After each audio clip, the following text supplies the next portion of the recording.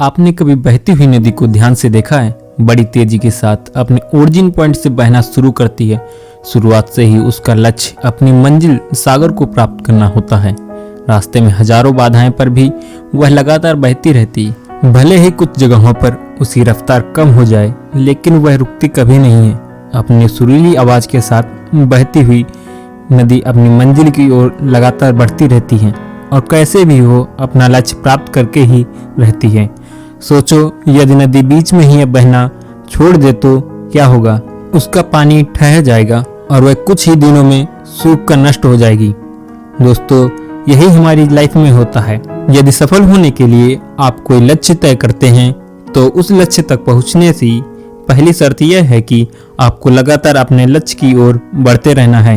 यदि कहीं रुके तो असफलता निश्चित है। अपने मनपसंद लक्ष्य तक पहुंचना आसान कार्य नहीं होता। यदि आसान होता तो आज दुनिया के सभी लोग सफल होते।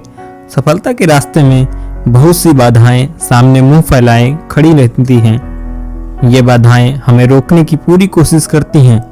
जो लोग मन से कमजोर होते हैं, जिनका कॉन्फिडेंस लेवल बहुत कम होता है, वह इन परेशानियों के आगे झुक जाते हैं और असफलता को स्वीकार कर लेते हैं और बाद में अपने भाग्य को कोसते हैं।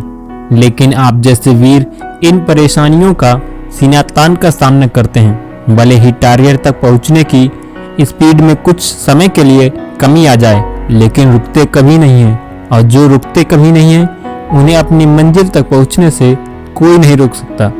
ध्यान रखिए, लक्ष्य तक पहुंचने के लिए लगातार चलते रहना पहली शर्त है।